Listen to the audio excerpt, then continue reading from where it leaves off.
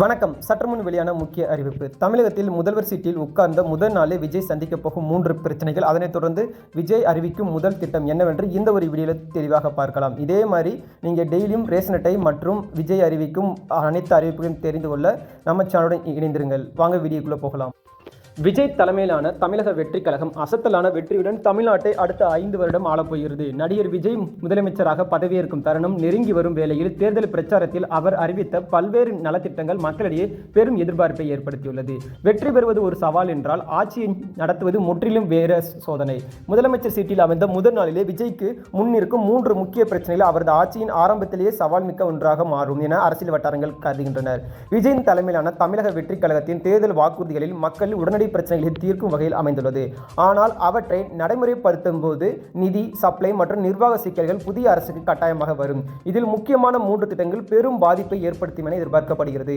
ஒவ்வொரு குடும்பத்திற்கும் ஆண்டுக்கு 6 இலவச எரிவாயு சிலிண்டர்கள் வழங்கும் திட்டம் இல்லத்தரசிகளில் சமையல் செலவை கணிசமாக குறைக்கும். இது ஏழை மற்றும் நடுத்தர குடும்பங்களுக்கு பெரும் நிதி நிவாரணத்தை தரும். ஆனால் இந்த திட்டத்தை அமல்படுத்தும் போது பிரச்சனை எரிவாயு சிலிண்டர் சப்ளை தட்டுப்பாடு ஏற்படும். உலக அளவில் ஹர்முஸ் நீரிணை பகுதிகளில் ஏற்படும் பதற்றம் எரிவாயு இறக்குமதியை கடுமையாக பாதிக்கப்பட்டு நாடு முழுவதும் சப்ளை தட்டுப்பாடு இருக்கும் நிலையில் இதை விஜய் தலைமையான அரசு எப்படி உடனடியாக செயல்படுத்தும்?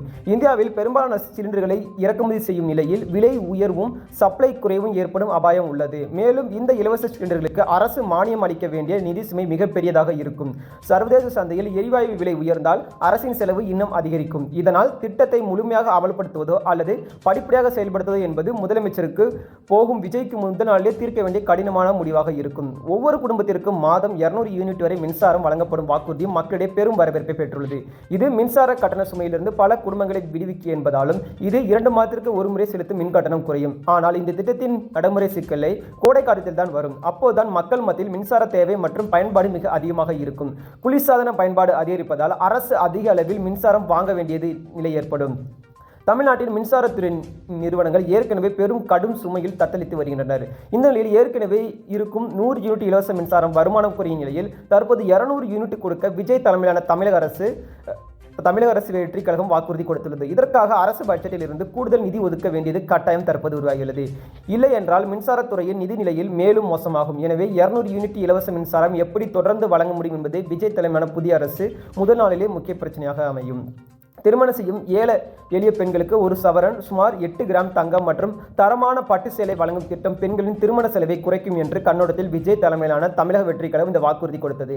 இது சமூக அளவில் முக்கியமான உதவியாக அமையும். ஆனால் தற்போதைய சந்தை நிலவரப்படி 1 பவுன் தங்கத்தின் விலை சுமார் 1.22 லட்சம் ரூபாயாக உள்ளது.